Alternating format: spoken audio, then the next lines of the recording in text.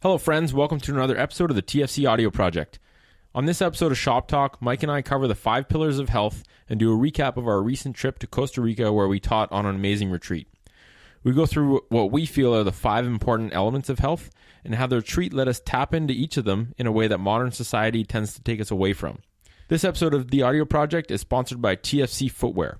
Right now, our team is collaborating with unique individuals and brands from around the world to create foot-friendly footwear that's handmade, and it's a division of the company that will be expanding in a big way when we crowdfund our first in-house piece of footwear called the FC 1.0 at the start of 2020. We still have lots of work to do before then, and we'll keep you updated along the way. This episode is also sponsored by our travel partner, Nanook Protective Hard Cases, which we use to transport gear and equipment to seminars and workshops. They make super high-quality cases that keep your electronics safe during travel, and you can check out their cases at nanook.com, Nanuk.com. That's it for sponsors, so let's dig into this episode. Hope you enjoy. It's the TFC Audio Project. It's a collective effort. Help people understand their bodies, starting at the feet are the gateway for people to see that there's an issue. You know, a foot conversation is always a whole body conversation. Hey folks, Nick and Mike here, back for another episode of Shop Talk. Today what we're going to talk about is we just returned from a retreat in Costa Rica that was organized by Caveman Strong and Tribewire Nocera. They did an awesome job. It was an awesome experience. So today what we want to do is recap a few parts of it and relate the elements to what we consider to be the 5 pillars of health. So talk about how different parts of the retreat pieced into those 5 pillars and just kind of the beneficial elements of the retreat. So we're going to run through that. I think probably just first off, it definitely started off a little bit rough. You know, we finished a 20-hour travel day. We got really good priced flights, but it came at the expense of some big layovers, which actually the layovers themselves aren't bad because, you know, we both get some work done in the airport. You stand around, walk around barefoot, get some funny looks. But, you know, all the sitting in planes, and then to finish it off, we arrived kind of late. So at about 11 p.m., we went and grabbed a rental car, and long story short, it was about a 3-hour drive finishing at 3 a.m. through the jungle. We got lost. The roads are essentially like a rally cross track. They're really not roads. You have to go like 20 kilometers an hour or else the tires fall off your car. So after a bit of a rough start, we made it at 3 a.m. And it was all smooth sailing from there. So it definitely, it was worth it in the end. Oh, yeah. So let's talk about 5 pillars of health that, you know, and this is kind of our take on what the pillars of health are, and it's probably going to evolve and change as time goes on. But the way we're thinking of it right now is sleep, nutrition, movement, stress management, and community. And so, you know, different things fit under those headlines, but let's basically go through each one individually and talk about how the retreat kind of filtered in and helped enhance those pillars. So let's start with sleep. So I don't know about you, but there were some good sleeps in Costa Rica. Yeah, I think it got back to the natural way of sleeping.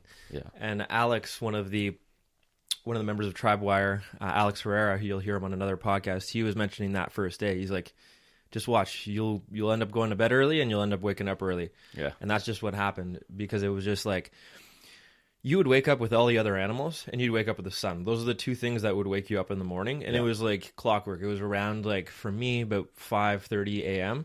because you'd hear the howler monkeys going and you'd hear the birds, and it's like everything else was arising. So it's like, well, I'm going to arise too, right? Yeah. And everything else was arising because the sun was arising. So everything's like, okay, well, the sun's up, let's get up. Every other species, and it's like, we're no different. Yeah. So it felt very natural, just, you know, get yourself out of bed at 5:30 and then just make your way down to the common area. And you feel like part of the animal community when you're there. Mm-hmm. And you're right, the sunlight hitting you, so like our windows allowed some natural light to get in when the sun came up.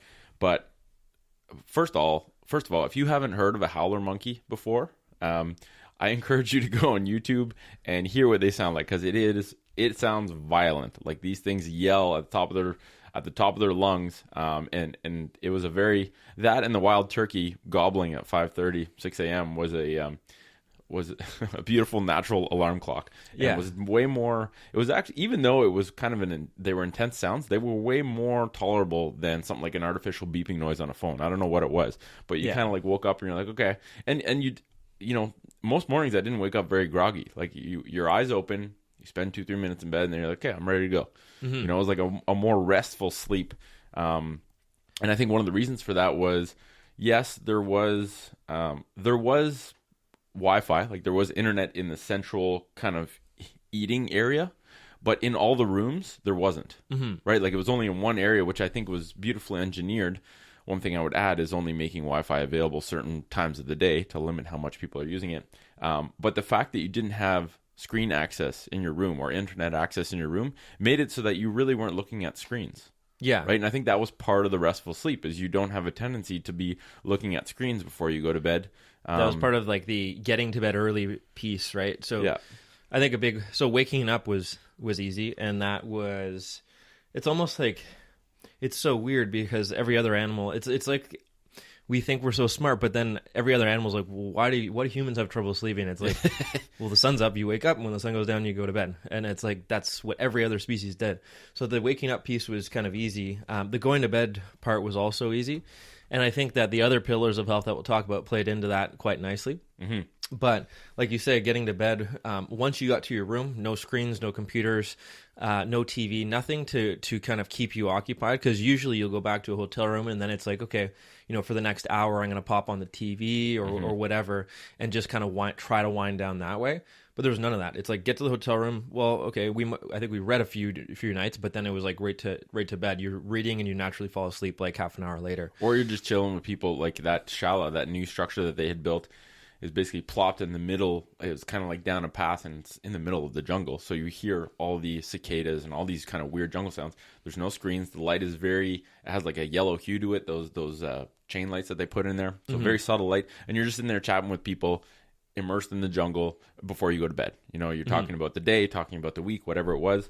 It's one of those things where you're right. All the other pillars kind of feed into it. But when you're super hungry at the end of the day and you feast, that helps you get into sleep, rest, and digest mode. The sunset, the fact that when the sun goes down, I don't know. It's something that I don't get here in Canada. It's like when the sun goes down, you immediately have a switch that flicks, and it's like, okay, now I'm getting tired. Like my eyes become heavier. You sense a feeling of being just so tuned in to the daily, you know, the natural cycle. Your sleep cycle aligns very well with the light cycle of the planet. It was very cool. Yeah, it's like, because we watch the sunset every night, so it was like everyone together is like, okay, well, the sun's going down. It kind of signifies that probably like both consciously but also unconsciously, like neurochemically, it's just like your body's getting primed to sleep because the sun and all that light energy has gone away. So, and you brought up a good point. We think of ourselves as these like higher beings than the rest of the animals in the environment, but being in nature, being in the jungle, being connected like that, you're like, yeah, we're just another animal. You know, yeah, sure, we drive around in cars and we have cell phones, but we are literally just another animal in the jungle. We're not far removed from when that was us. Yeah. And I think being there, you just kind of are like, okay, this makes more sense. Yeah, I think that's a common theme. We could probably almost add that as a bonus pillar, is reconnecting with nature. Yeah. But that feeds into all the other ones as well, because one thing is just, you'll hear when you're laying down, like the communication between different like birds, the monkeys, you'll hear, and you're like, oh, they're all just kind of talking, right? They're all just communicating. We're also communicating with each other.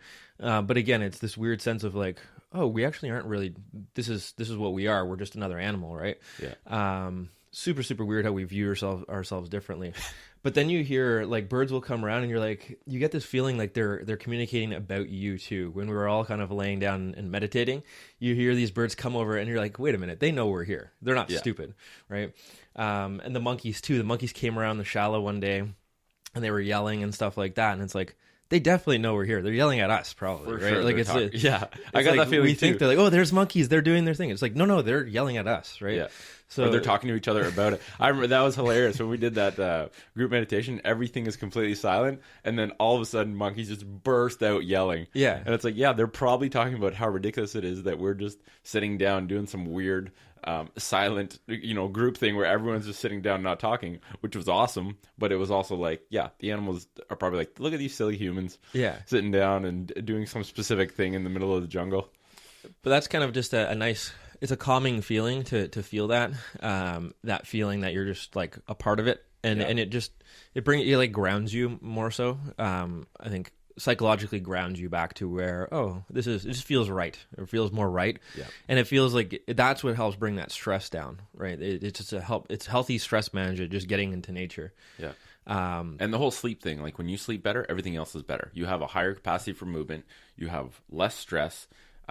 Your body just becomes more attuned to being able to connect with people and all that kind of stuff. So I think sleep is like, the reason we mentioned sleep as the first pillar is because I think, and that's something where, we're going to go back next year and do another one with Caveman. We'll probably have, 10 or 15 spots of our own that we can fill through TFC. And then the year after in 2021, we're going to do a much bigger one where we'll have certain round, like we might do 4 consecutive weeks or something like that. But I think one element that we should get in there next year, what we try and do at TFC is take information from really smart people, distill it down to the most powerful, kind of tangible parts, and then educate people and give people information, right? And I think sleep is one of those things where, we've both read Why We Sleep by Matthew Walker. He was on a podcast with Rogan. Super smart dude when it comes to sleep. I think we need to take all of what he's made, whether it's going through the book and reading it and distilling out the powerful parts.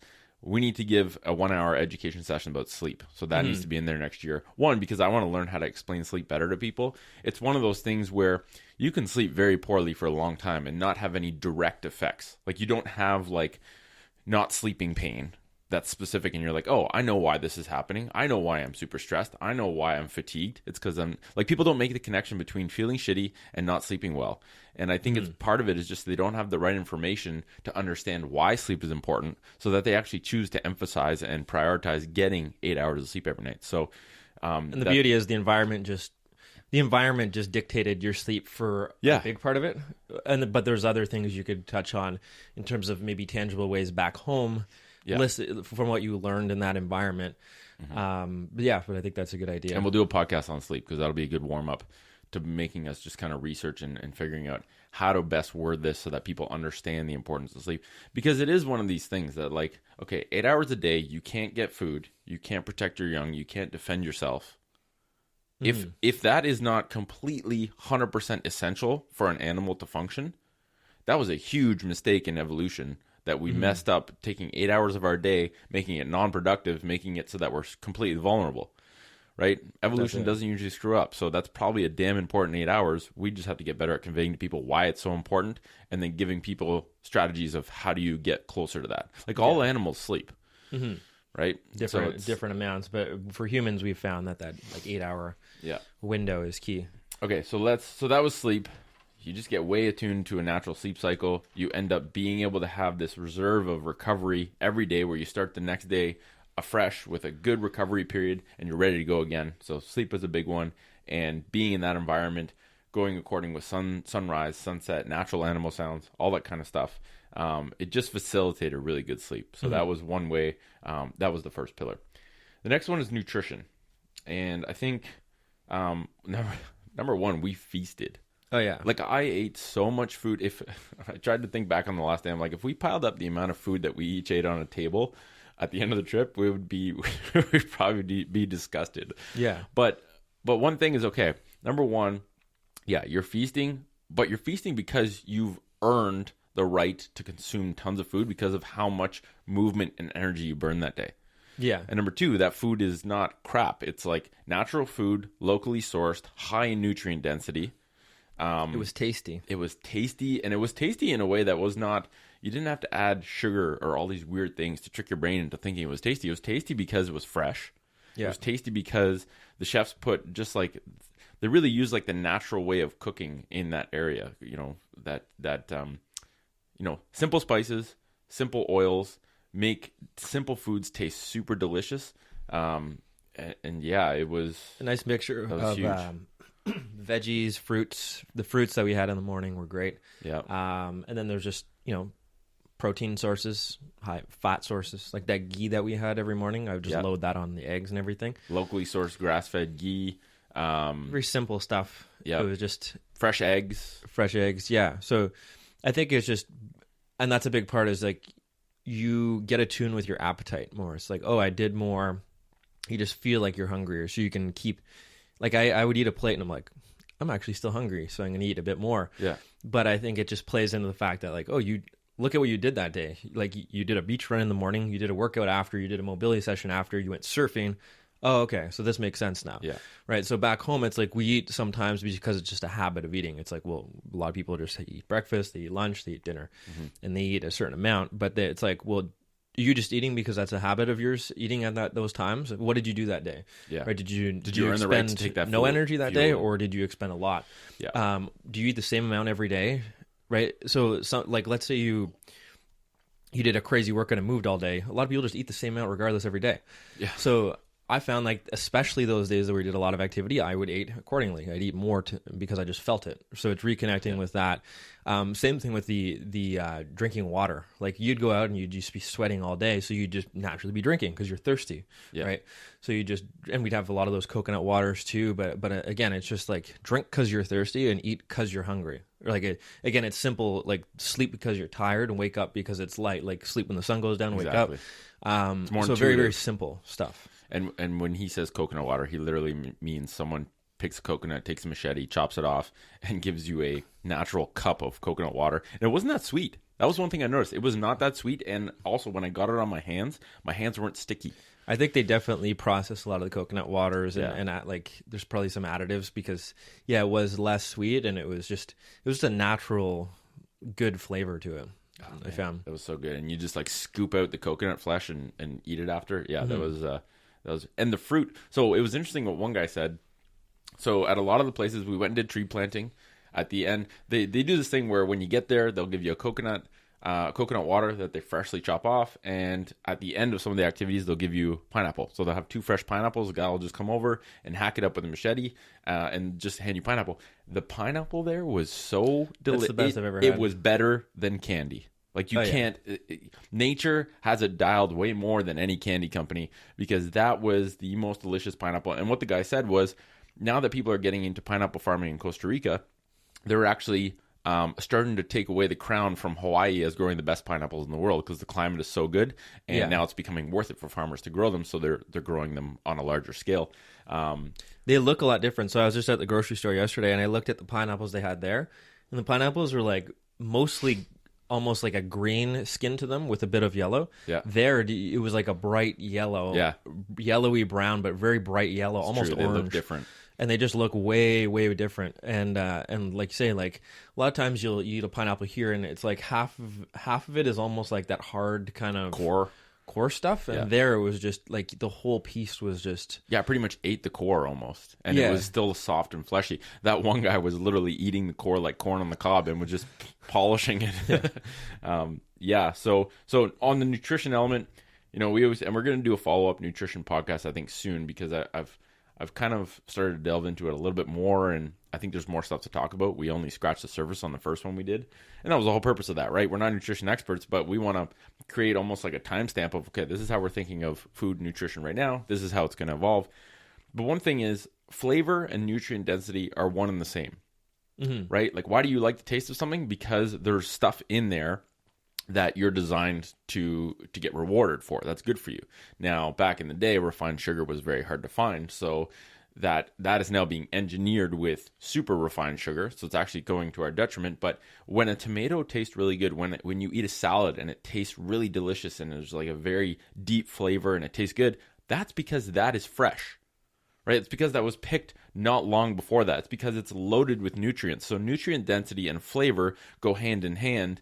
And it's the same reason why you can buy the most beautiful looking tomato in the world at the grocery store and it tastes kind of bland. It's because that thing was engineered for the aesthetic, and you can't engineer in flavor to kind of mask the fact that tomato was picked 3 weeks ago in Mexico and flew 1,000 kilometers to get to your grocery store. That's no longer, and it was probably grown in nutrient deficient soils, whereas a tomato grown in super high nutrient soils that was picked fresh off the vine within a day or two, that's a totally different taste. And people, it's hard to describe that because it's like a sensation, right? When someone eats it and they're like, wow, that tastes really good, they get it. But if you say that, they're like, yeah, whatever. So it's a hard But one it's funny to because describe. everybody there at the retreat was saying the same thing, and everybody was talking about the pineapples, and the pineapples were given out like the end of these activities that we did, and it was like that was kind of like in their culture the thing to do almost, right? Yeah. It's like, okay, you worked hard, and now here's like a nice. It was like better than any Gatorade you could get, right? So it's like, oh my god, this just feels like I need this right now. It's like a treat at the end. It's like a treat, and it gives you a little shot of energy, but it's also just tasty and it had the water content in it. So it just, they kind of know. It's almost like they knew what they were doing from a nutritional standpoint. It kind of made sense. Yeah.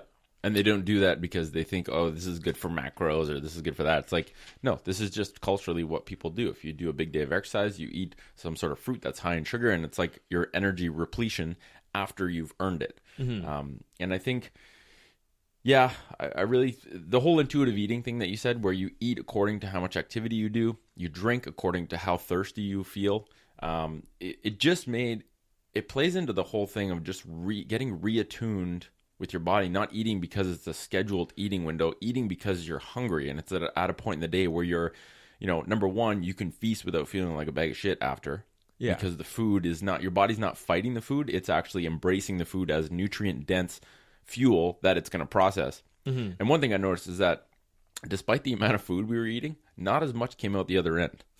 So, I think more of it, I honestly think that more of it is getting absorbed by my body, because there wasn't a whole lot of synthetic, unnatural stuff added into it. There wasn't a lot of processed carbs. The only bread that was there was sourdough bread that they baked every day. And again, naturally fermented, and I think it was different. Yeah. We're so confused on diet here. Yeah. But again, that just shows you, like, I'm hungry, I should eat. The most simple thing we're confused about. Yeah, we're very confused about the sleep. So far, we're confused about the two pillars we started with. You want to move on to the third pillar? Yeah. So nutrition, so sleep, nutrition. Next one is movement.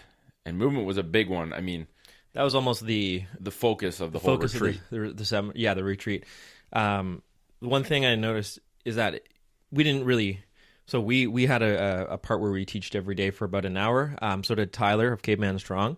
We had Alex from Move and Play. I think we just naturally, we didn't even plan this, but we got in a nice variety of movement, different types of movement between all three of us. And that kind of fit well together. So we focused a lot on, we did the educational piece, but we were heavy on some mobility, footwork, almost like down regulation, restoration sessions. Whereas, we kind of did the recovery stuff, which was needed. We kind of on the fly decided that too, part of it, because we saw what was happening. Tyler was the strength, Caveman Strong, right? We got in strength, we got in some endurance and cardio work. We touched on a bit of mobility stuff too, and some cool elements like locomotion and crawling patterns and all of that. So nice variety in what he taught. And then Alex was all about the play. It was about exploring different movements. Move and Play is his brand, so that's kind of what we did, right? We explored some, again, crawling, locomotion patterns, some elements of dance, and a bunch of other stuff. So it still got people moving, but in just different ways. And it kind of made you think. It connected that like thinking part to try to like move your body in different ways that no one was really used to. Yeah. So that was a kind of a cool element. Well, two things with Alex's part. Number one, I found his partner drills. His partner drills were awesome. And the way he educated before we even did the drills was very powerful. He said, when you're doing these partner drills, like the foot tracing one was a very cool one, where you're touching the other person's foot, and this is definitely going to be a short foot drill that we put in the seminar. Touching the other person's foot, one person's leading, one person's following. And that was like a trend that followed into a lot of the partner stuff. It's almost like a dance. One person leads, one person follows, and then you switch roles. And the way he talked about having a nonverbal communication, having a nonverbal conversation. So you're not speaking, you're speaking through touch. You're speaking through guiding a person. And through movement, right? And through movement and through following. Like, it was just so powerful. And then the other thing is, him talking about how he got a yoga retreat in, and he was doing a play session, and no one knew how to play. People thought that just being goofy and like throwing shit everywhere and going like ah ha ha was play, and they thought that goofy, non-conscious movement and just being like silly was play. And he really had to ingrain the fact that no, play is a conscious effort to do a foreign kind of novel challenge and try and slowly gain mastery of this kind of playful, creative movement. And it totally shifted my perspective in the way he described it. And that's been studied too from other animals, and he mentioned that too. If you look at other animals play, it's not this, oh, hee hee hee, silly, right? Yeah. It's like a lot of times half of it looks like they're actually fighting almost to the death, right? For sure. So like with dogs, and again, the difference between play is that they're not actually trying to kill each other, but they're wrestling. They're being physical with each other. Yeah. They're chasing each other like at high speed, like it's a serious game, right? It's all serious stuff. But it's still play. And the difference is, again, it's in the intentions of it. It's the intent of it, right? Yeah. You're not trying to actually kill a person. You're trying to discover your limits. Yeah. Right? Like, and so but he tried to make it more like, no, let's get serious about this. Let's actually play, and let's actually compete in a lighthearted manner here, or whatever. Figure out how far we can push each other's limits, that type of thing. So I like that element of it. And I liked how he made the comparison to his dog. So when he goes up to his dog can be, flicking the switch of going into play mode from a very like relaxed mode. So his dog might be lying down, like kind of half asleep. As soon as he walks up with the tennis ball, the dog's like, boom, okay, I want to play. What do I do? Let's get this going. Like it's a complete shift in mindset, and it's parasympathetic, sympathetic, and we get very, very poor at that. If we're already riding around in sympathetic state, low-level sympathetic state at all times, right? We just get very like, and then the dog after the play, it's like sleep. It's like 5 minutes later, oh, how are you sleeping? It's like mastered. If that we get switch. ramped up, we can't sleep that night. Like we're like, it's just really they've mastered the sympathetic, parasympathetic, upregulation, downregulation, play, relax, right? When we say mastered it, it's natural. It should be. It should happen in humans, but we've got these. Technology has basically hacked our ability to get into downregulation because there's always unlimited stimulation available, and we're overstimulated in general with stressors. Or with something novel that has basically short-circuited our brain to always want, that dopamine bump from looking at that novel thing on Instagram or whatever it is. And just, the way he worded that was very cool. And I think just like you said, the variety of movement, right? Like there was an obstacle course where you were climbing stuff. There was, we were doing these crawling sessions. We did beach workout with Tyler. Like it was one thing I liked about very cool.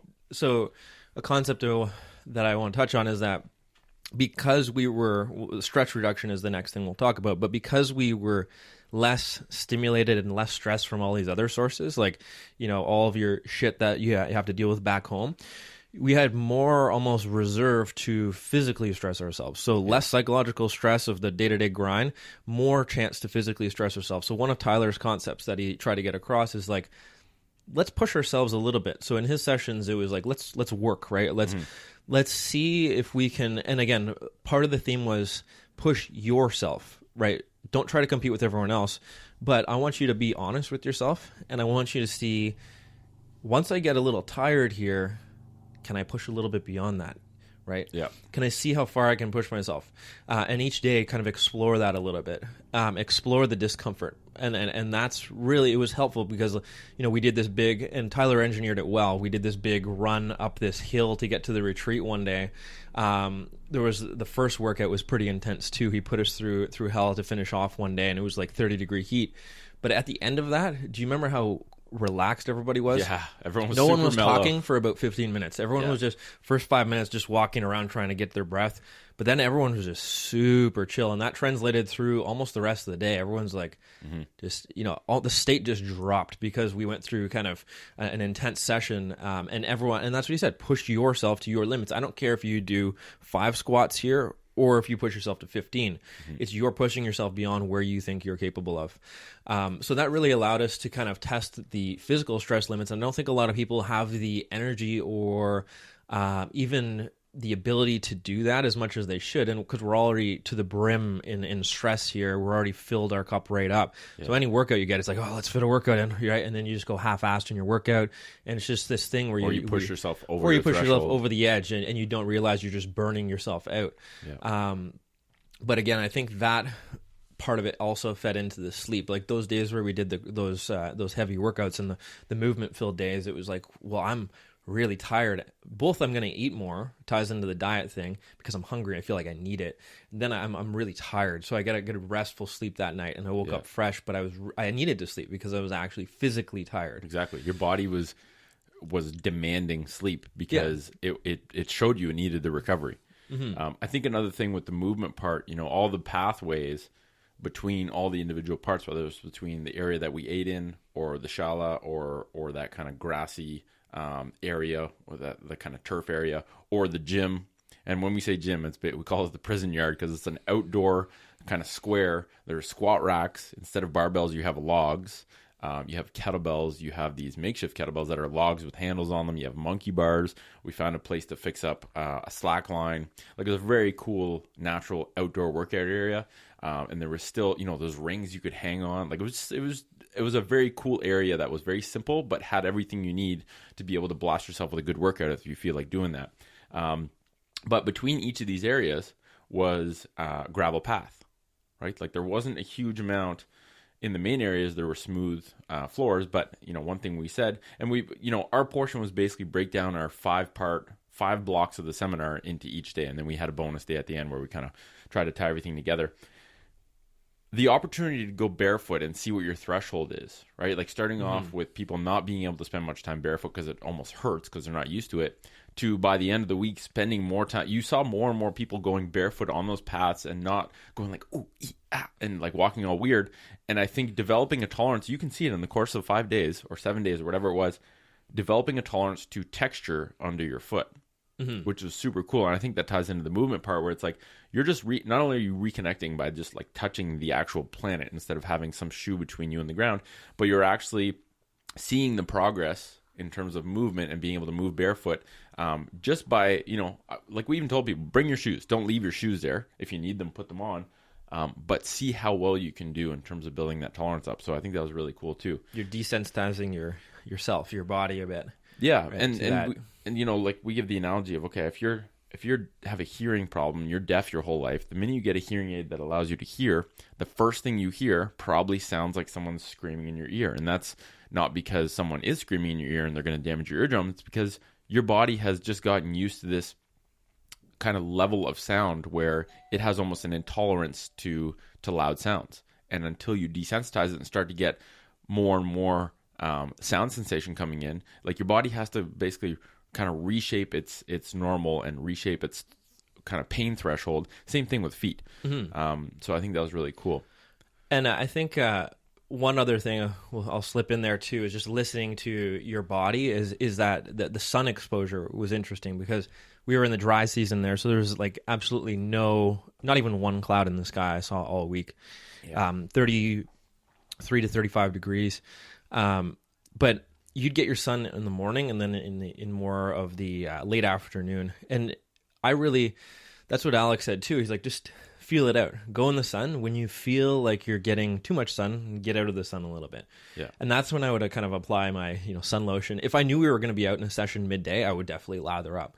But I found it cool to just like, your body can tolerate that sun, but there's a feeling of like when you feel like you're getting fried, right? So so get out of it, and then each day you can tolerate a little bit more, and you get a natural sense of like, how much can I tolerate, or when do I need shade?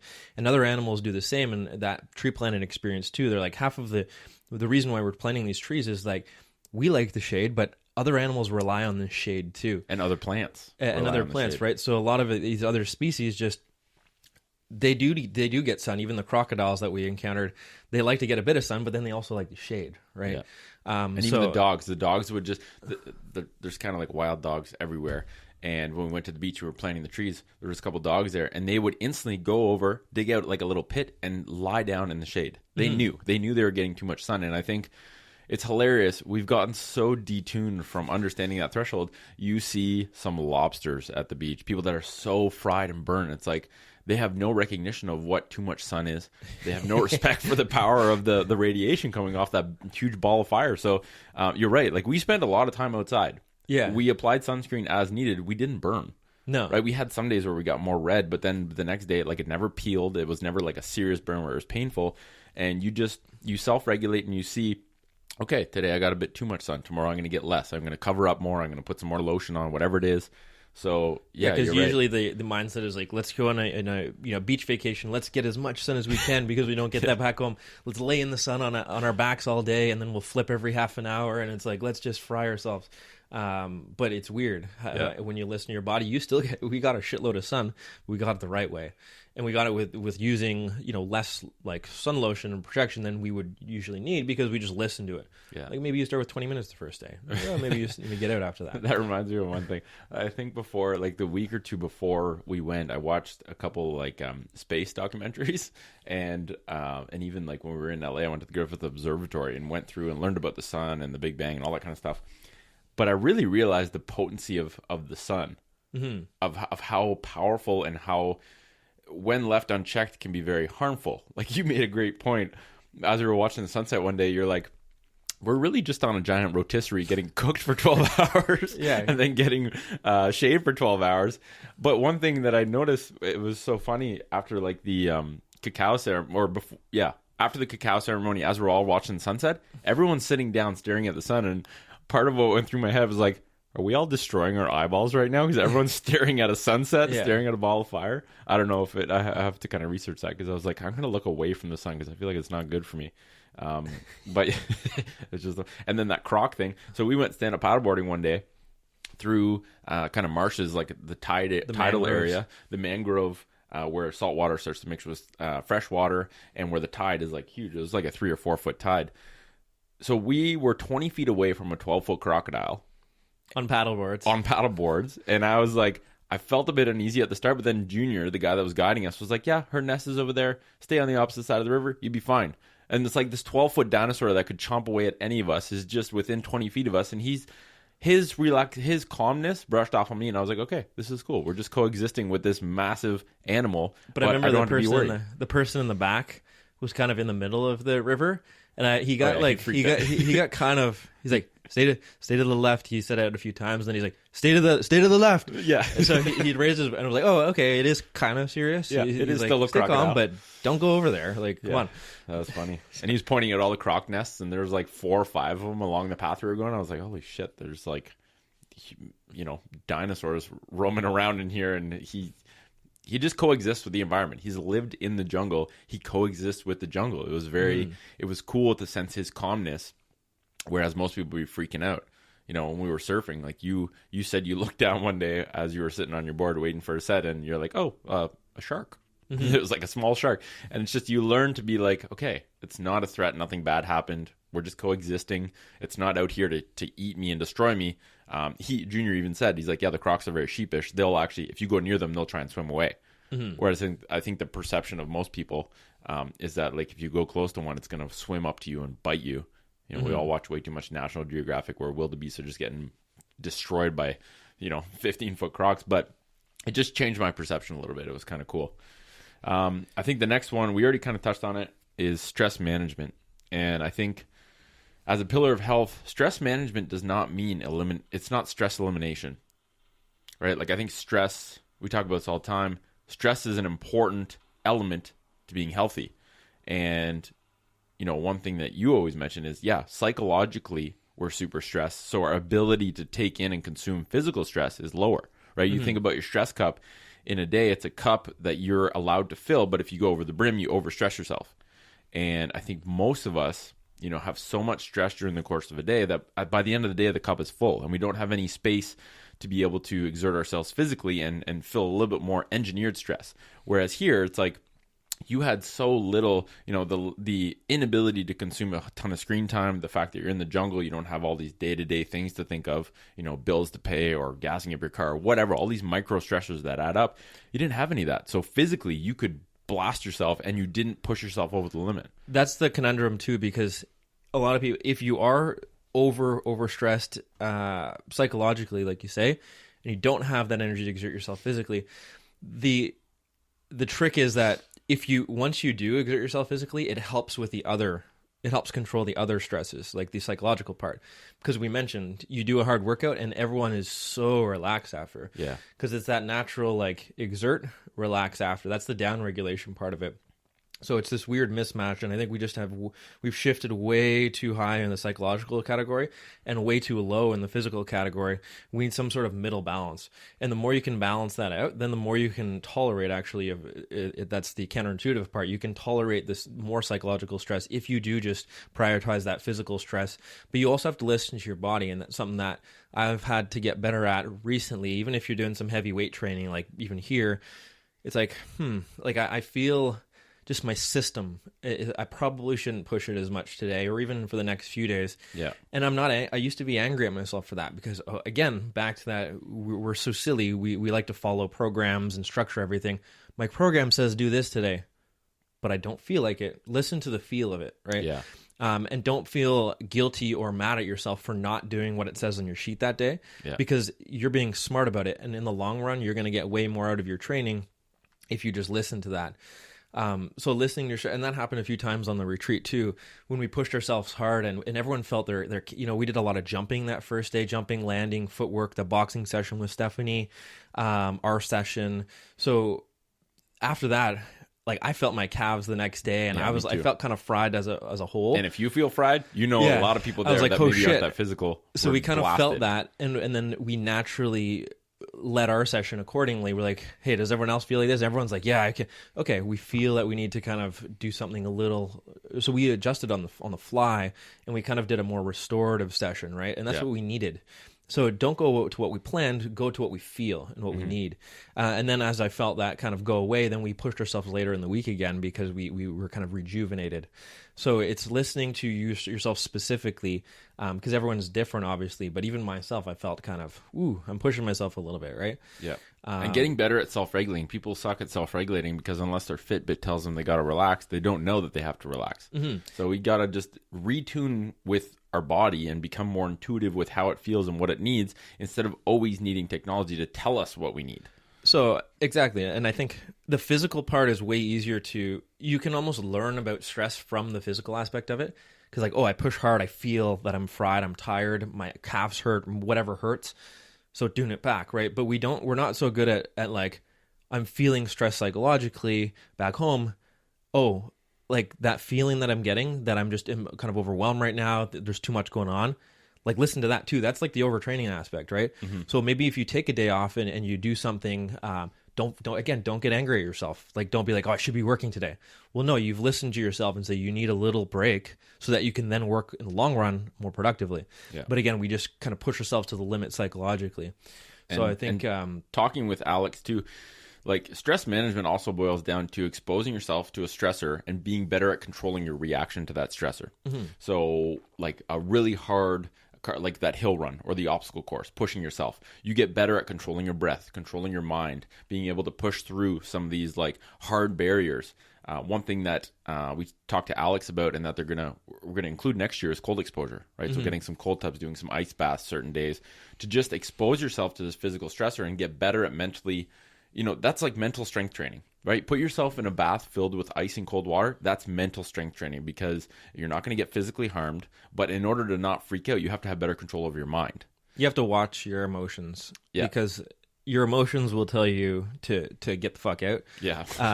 But you just have to watch that. And that it makes you watch that. And even in the hard workouts, to get through the harder workouts, you need to watch yourself. You can't be in it because if you're in it, you're going to be told to stop. The easy part is just to stop, but being able to check yourself and be an observer and be like, okay, this is why I'm feeling this. I know it's not an actual physical threat. I'm going to try and relax my mind. That trickles over to making you better at dealing with the psychological stresses of every day so that you're like, okay, I'm feeling anxious. My breath is out of whack. I feel like I'm just kind of lost, wandering around. I don't have any sense of focus. Okay, this is why. I'm going to go for a 10-minute walk. I'm going to breathe. I'm going to reset my brain. I'm going to use the tools that I started to train and use the tools that I sharpened up when I went into cold water or when I did a hard workout. And I'm going to apply those tools in that training to just controlling my day-to-day mental state. And if it means having to take 10 minutes to just go for a walk or do whatever, that can allow you to refocus, can allow you to just kind of bring your whole system down a couple levels. And I think people just aren't good at that. And they just get redlined 24/7, and then their sleep suffers, and then their relationships suffer, and then their body suffers, all this kind of stuff. So it just sharpens those tools. you have to be good at disconnecting from being in it and have to look at it from above. So you have to observe that, and you have to like you say, like observe the emotion that you're in, like the emotion of being in fear or anxiety or just overwhelmed or whatever emotion you're feeling. You can't, once you're in it, you're stuck. Yeah. So you'd be like, oh, look at me, I'm feeling this way. Oh, okay, this makes sense now because it all makes sense, right? Because I've been working so and so amount, my sleep's been shitty. Okay, that makes sense. Now what do I need to do to change that? Yeah. But the whole point is that in order to do this, you have to be aware. You have to have that awareness, and you have to make awareness a priority. And being there is like a high dose of awareness, because you can almost look at yourself back home and be like, oh, okay, it all makes sense, right? You have this different perspective on it. Yeah. But that's huge for people, because it's just this blinding. Emotions can be blinding because once you're in them, they kind of engulf you. And people don't know how they got there. They're going on this crazy path, and then they're like, "Oh, it's like shit!" quicksand. Once you're in it, you're almost screwed unless you take an external view or find a road out. So stress management encompasses, I think, doing like, maybe you could look at like micro, on a micro level and a macro level. Like micro level might be that like little, like that's where meditation is really good. But anything that involves you just getting outside, disconnecting, and getting awareness to how you're feeling, and just getting away and disconnecting, like a 10-minute walk is another way of doing that on a micro level. On a macro level, you might be, the retreat as a whole was more of a macro level. You go away for 7 days and you have a full-on stress reduction week where you feel that your state has calmed way down. And you're like, oh, and then the key is like feel the differences in the state. Because then you can remember that. Be like, oh, I remember how I felt that way because I did this, this, and this. And it's a stress reduction week overall, but it has a lot of engineered stressors. That's the interesting part so about it. It's like a double whammy. It's interesting how calm you feel when you've been pushing yourself physically, right? Yeah. It's and even weird. There was a couple stress management. Like, yeah, we went hard and we did the intense stuff, but, like when we were surfing, we'll go on a surf session. And when you're catching a wave, it's intense, but you have these big lulls in between where you're just relaxed, sitting on your board, waiting for sets to come in. There's a bunch of other people around you. No one's speaking. Everyone's just looking out into the ocean. That, for me, was like, that's a form. And I think the word meditation has this negative connotation for a lot of people. I did a post on that last week where I was like, meditation doesn't mean some monk sitting there for 8 hours not speaking in some weird lotus position. Meditation is standing on a balance beam for 10 minutes. Meditation is sitting on your board for 5 minutes between sets, not saying anything, just breathing. It's just disconnecting from this kind of technological machine that we seem to always be kind of sucked into. And it doesn't, meditate. We did an actual meditation session. Exactly. I think the keystone of meditation is just being aware. You have to be aware of, you have to be that observer. That's the meditation, right? So like that. And another thing that we did was that sound therapy session, that was which insane. was insane. But that again got you into a certain state. So like you say, we did push ourselves hard, but we also got these doses of meditation, sound therapy. When people had free time, generally we were just kind of lounging. And again, it's almost because you almost had to. Mm-hmm. So I felt the free time I was more relaxed, and I was just kind of just really chilling, just waiting around in the pool, and it felt really good. So that's kind of the double-edged sword. Push yourself harder, but also relax harder. And the surfing is the key analogy for that. It's like it's a fierce paddle out trying to get past that break some of those days.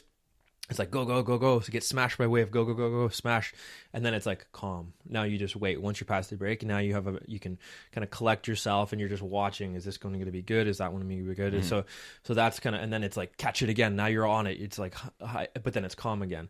Yeah. So it's very cool because it's up and down, like that dog analogy that we talked about. Surfing is a perfect example of that from a human perspective. Very true. We had the restorative yoga too with Nikita, where restorative yoga, if anyone's not familiar with it, it's almost like some people call it sleepy yoga. So you essentially get into, a subtle position, and all you're doing for 10 minutes is just breathing and relaxing. And you can almost get into like this brainwave state where you're pretty much on the verge of sleep, right? Like the first one was lie down on your back on your mat, bring your legs towards one side of your mat, bring your arms towards the same side. So you're in like kind of this banana position, and you just literally lie there for 10 minutes. It was actually very cool and very interesting. You only do about 4 or 5 poses. They're very easy poses. You do them to whatever level you want. You have like blocks and a bolster and all that kind of stuff. But that was a super relaxing. You leave there and you're so mellowed out. You just leave there and you're just like smiling and your whole body's relaxed and you're like, wow, that just changed my mental wiring. That 1 hour session. The sound session. Okay, this blew my mind. Because I went into this, I'm like, oh god, some dude's gonna rub crystal bowls and fuck and like, damn it, I'm trying not to swear, and like play all these different instruments. This is gonna be kind of silly. It was so powerful the way, and I think what made it powerful was him describing it as it went on. And then at one point he just said, I'm gonna do this. I just want you to relax. And he'll walk around. He'll play certain different instruments, different vibrational instruments. At the end of that, I was amazed because half of it, he's like, yeah, you can either tune into the instruments I'm playing, or you can just tune into nature. And with no one else speaking, I literally, for 10 minutes, I think, entered into a dialogue between two birds where they were talking to each other. And you just get lost in it. And I think... And the waves crashing in the background and all the that. The waves crash, everything. The wind in the trees and all that kind of stuff. And to the average person, and to me, if someone described this to me like a month ago, I would have been like, yeah, whatever, you hippie. Like, it's okay. But it really, once you were in it, it's the kind of thing where you can't describe it. We're not going to do it justice by talking about it now. But when you experience it and you go there and you do it and you're in this kind of environment and the whole week is kind of wrapped around this experience, this is just part of the experience of that whole week. It was awesome. And I want to do a podcast with that guy Sabo, because he, number one, this dude hasn't worn shoes for 4 years. Yeah. And his story was hilarious when someone stole, like, instead of just stealing his flip-flops on the beach when he was surfing, he had this like brand new pair of flip-flops, and instead of stealing them, he came back and instead of his brand new ones, they're just like an old crappy pair. He's like, someone just traded up and he's like, you know what, I'm not going to buy another brand new pair. I'm just going to start spending more time barefoot. His story was very cool. I'm going to do a phone podcast with him at some point because his perspective, apparently he used to be like a high-level corporate guy with like a North Face or something like that, and just started getting rid of stuff and was like, this is a way better way of life. So I want to get his perspective. That was super cool. So that was stress management. Doesn't mean stress elimination. It just means engineering stressors, psychological, physical. One thing I want to touch on is that when after the week, and I've been better at this, not just this time, but in past few times I've gone away, is that when you get back to your normal life, ease into it. And I've had to, like, for instance, the past few days I've felt you can't just go from like complete relaxation to 100% go. And a lot of us do.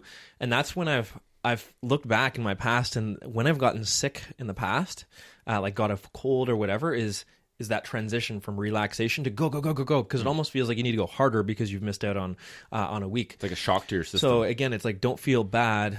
I've just done some gentle mobility the past couple of days. I've prioritized some sleep. I've realized, okay, well, you can't, grind out some crazy days right now because you're feeling, and now I'm starting to get kind of a tune after 3 days back in, and you can start to slowly ramp up. And it's like, or else you're just going to get sick. And then you're going to shut yourself down for another week, right? Yeah, exactly. And that's happened to me countless times looking back. And I always just thought, like, oh, fuck, I get sick again.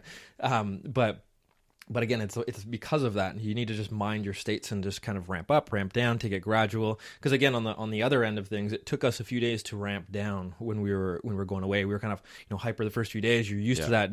You're used to one state, and then when you put yourself in another state, it takes you a little while. And all the locals kind of look at you funny the first few days. They're like, "Who is this guy? He's very anxious, right?" Yeah. He's like, "Calm down." Like, everyone's just North America style, like go. Exactly. Calm it down. So the last pillar. So we talked about sleep, we talked about nutrition, movement, stress management. The last pillar is community, and you could call it, community, relationships, whatever you want. But I really think that you essentially create a micro community, right? Like the place we were staying at is called Arroyos del Sol. It was about 30 minutes from Nosara in Costa Rica. And you're there with this group of people. So at the start of the week, you essentially start this 1 week kind of journey or whatever you want to call it with this group of people, and they're your community for the next week.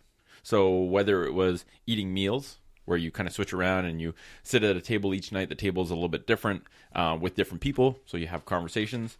Whether it's the group workouts, right? Well, like when everyone's redlining their body to their own individual limit, there is a community bond that develops there where, like, when one person's struggling, you encourage them. You're like, good job. Well done on that. I saw you push yourself super hard. Like, I saw that. That was good. There's this kind of community effect where everyone is at their different level, but everyone is pushing together, and you almost feed off everyone else's energy to try and push yourself harder. Like I remember on the hill run, I was kind of slacking because I was dying because it was so sunny, and I think I didn't drink enough water that day.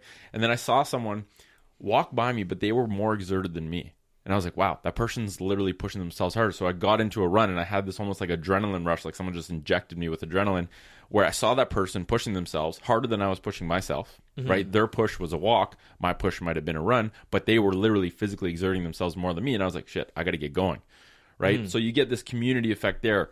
The dance sessions or the partner play sessions, and even that cacao ceremony where we all sit around a fire, you drink cacao, and then we essentially, as soon as the sun set, we did an hour of like dance on that, like that was a community building thing, right? You just feel this like group energy. And I think, relationships, community, it made me want to connect better with my like small like family community almost back home after being in a community like that and feeling like, wow, there was like a tight unspoken bond amongst all these people, that I think we disconnect from because you don't get that when you communicate to someone through a cell phone. No, and we live in a disconnected and selfish world. Like it's just, we're the most disconnected we've ever been, and we're also the most connected. Like it's weird because but disconnected from people, from that. It's that we're the most disconnected from. Yeah, I know what you mean. That, it's superficial, right? But we're also like, we're also just, it's this. I think it's just the culture has created like self-centeredness, and we need to get the community is the actual opposition of self-centeredness. It's just like connecting with people and feeding off of each other and looking out for each other. Like that's key. So yeah, it's like we feel like we're kind of, like you say, we're it's a fake connection. It's just it's a fake connection, and we think, but there's no actual connection, because the actual connection is it's face to face. You can't. I don't care what you say. It's only face to face where you get an actual connection with somebody. Yeah. You don't get it through technology. Agree. We can say we get it, but we don't. So whatever that is, whenever you're face to face with somebody, you're gonna actually make a bigger impact on each other, and you're gonna get that feel, right? Well, the dimension, like you do get, so the verbal communication element, or even just the communication element period, is it's one term with a lot of kind of dimensions, right? When I send you a text message, I'm communicating with you, but I'm getting the most superficial layer of communication possible. When I speak to you on the phone, I'm going a slightly layer deeper because there's intonation in my voice now. There's context. There's just way more. There's more stuff. There's more dimensions to that communication. But I'm still missing out on facial, nonverbal communication. Missing out on touch. That's a big one. When you hug someone, something happens in your brain, whether it's an oxytocin release. Like, you know the feeling. When you give someone a hug and it's like 2-3 seconds longer than it usually is, and you're like, okay, I just felt something. You know what I mean? Like it's different. You get even the facial full dimensions. Step D, like you can be on a screen with somebody, but until you don't get the feel. When you're face to face or in a room with somebody, you can get their feel. If they're in a bad mood, if they're in a good mood, you can feel it. You don't get that over a screen, right? So even faces can be kind of. So it was key because the most communication was going on. Like I didn't talk to anybody on the phone. I didn't talk to anybody. I hardly texted anybody. Like all that kind of stuff was put to the side, and all you got was that like real connection, right? And then that's what makes you kind of feel a certain way. So I think that's huge, because that's what everybody is missing a lot of these days. And I think, but that it's just for your health. It's really, really good. Yeah. Like it's just. And it's hard because, again, the society in like this Western culture is like set up so that all of these things we've just talked about it's hard to do. Yeah. But it's all simple stuff. It's so simple. It's hard. Yeah, it should be easy to eat nutrient-dense fresh food. It's hard. Yeah. Because we've gotten disconnected from growing our own food. It should be easy to have this physical sense of community, but we are all so siloed and busy in our own lives and live in our own dwellings that are separate from everyone else. Maybe you got to drive to go see your parents or something. That's a barrier. Like we create these artificial barriers to community, to sleep. Like with just so many. It really, you leave there and on the flight home, like, wow. Society as we have it right now is engineered to make all of these pillars hard to achieve. And that's why it's hard to achieve health, right? Yeah. That's why health is such a big industry, because it's just so hard to achieve it, but it's so simple. It should be simple for people. But it's simple. That's again the double-edged sword. It's simple, but in society as we know it, it's hard. It's not easy. Yeah. It's hard to do. It's easy to say it. It's hard to do it. So that's kind of the key there. And it takes some effort to really say like, okay, I know, because everyone listening to this will be like, well, yeah, that's great. Like, I know that would be healthy for you, but how can I implement that into, the key is bringing elements of that back into your own life and figuring out how you can engineer your own life in ways that, again, it is what it is. It's not going to be, as crazy as a good experience as that was. There's also the calling to like, okay, let's get back to my goals and my missions, right? Because I couldn't do that. If you said, hey, do that for the rest of your life, that's all you're going to do. It's not feasible. I would say, well, no, that's not going to be fulfilling. I still need to accomplish some of my goals and missions in life. But I think there's some sort of middle ground that you need to find, and taking elements of what you learned from the experience and implementing them here, which will make everything go smoothly and better. But for everybody's going to be different. Everybody has, and I think that generally we need to really kind of get better at down regulating as a whole society, and just listening to these natural things a bit more, regardless of who you are. And that was the purpose of that kind of, I was really happy that we had the 5 blocks, and then kind of midweek they're like, we have this bonus block at the end of the week. It's not being filled. Instead of free time, do you guys want to do an extra session? And I think that session was really good and almost mandatory, and we have to do it, include it again next year, because that was an opportunity. And I think next year, like basically we just talked about how do you take, okay, it was great to fully immerse ourselves in this experience. It was an awesome experience. How do we take parts of this that we've learned and implement them into our life when we go back home? Because that's really that's really the purpose of this, right? Okay, yes, it's a unique experience, but it's 1 out of 52 weeks. So how do you get the other 51 weeks to include some of the healthy things that you discovered this week? And I think next year, one thing that we should do is get everyone to say one thing that they're going to implement. Because I think that will give other people ideas of, everyone's going to say something different. Oh, I know that I feel better when I eat this type of food. I'm going to go out of my way to look more for this type of food and eliminate some of the shitty food. Or I'm going to focus on 8 hours of sleep because I felt way more fresh when I woke up. Whatever it is, I think if everyone shares one little tidbit, I think other people will be like, oh, I can do that too, as a small scale. Because it takes something like that to actually feel it. Because you can tell somebody on paper, you can tell somebody exactly you should eat this way, and they're like, yeah, I know you should eat this way. But once you actually feel it from a personal level, then it's like, oh, now I'm lying to myself because I actually felt better that week. Now I'm just lying to myself. So I'm going to go out of my way and try to do that. And I love Jeff Schub when he says that. He's like, the only way you can prove something is to prove it to yourself. The only way you can change is to prove something to yourself, and that's so true. Like you said, everyone knows they should eat better, but they don't feel it's a big enough priority because they haven't actually fully immersed themselves into experiencing the full benefits. Like, prove it to yourself. They haven't felt it. Exactly. It's like going barefoot. It's like you don't know how good your feet can feel and how connected you can feel in your movement until you actually start going barefoot or wear footwear made for humans. So that touches on the 5 pillars, and kind of gives a bit of exposure as to what different parts of this retreat kind of tapped into in terms of those pillars. And I think it touched on a lot of them, whether we realize it at the time or not. So where do we go from here? Next year, we're going to go do it again. Like we said, probably about 15 spots I think we're going to have take on with TFC, because we had, I think, 25 or 27 people total. The place fits 40. So there's room for more people. And there's, I think with more lead time, number one, we're going to sit down with Tyler, and we even did it while we were there. It's like, there's some improvements we can make for next year. Number one, cold exposure, right? Number two, I think engineered challenges throughout the week and giving people like a little book where they can take notes, at the start of the week. If we did the obstacle course and everyone timed it, and then we did it 2 other times throughout the week, and your goal is to improve your time each time, that's a cool challenge. It gives people like a motivation beyond just, okay, go out and do a hard that hill run, or the hill run. Time it once at the start, once at the end. And writing these things down. So I think, the sweat lodge, we didn't get around to it, but I think that would be a super cool experience. I talked to Alex. Exposure. I talked to Alex about that on the podcast I did with him, which should be airing today, actually. A session on sleep education, I think, is mandatory. It'll make us learn more about sleep and how to explain it to people.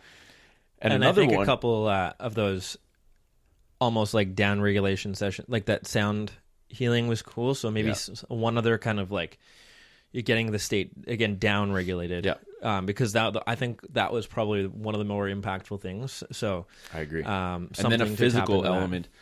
so they said that they're going to get mats because they want to start tapping into being able to cater to like the Brazilian Jiu-Jitsu, the BJJ community, because they're in Central America. Below you have Brazil, above you have the US, and there's both huge BJJ communities there. So they want to tap into that, but having some element of rough housing or grappling or BJJ or whatever it is, like we did the boxing thing with Steph, which was awesome. And I think having an element of like physical rough housing, like we said, play. Like dogs play by physically pushing themselves to the point where they see what their limit is without harming each other physically, but seeing where that limit is, having something like that. So lots of improvements that we have in mind for next year of how we can architect and engineer the week in a way that even does more justice to these individual experiences.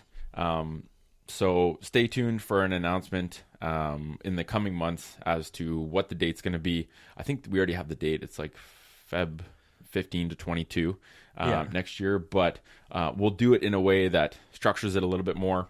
And then in 2021, we're going to do one with TFC, a much bigger one where we'll have more availability in terms of spaces. But it really was like you're still almost in like the afterglow of the experience. We're still pretty close to it, but I really think it had some kind of meaningful stuff that both, I think you and I both learned, where it's like, okay, we got to get better at this, or we got to focus more on this. And I think everyone had those little kind of takeaways. So anyway, hopefully that gives you guys a little bit of an outlook on the 5 pillars and the value of doing something like instead of paying whatever it is, a couple grand to go on an all-inclusive and drink and go to the beach all day, there are experiences that have been cultivated that combine, like literally you leave being healthier, having a better understanding of personal health, instead of leaving and needing like 2-3 days to basically detox from the alcohol and the sun.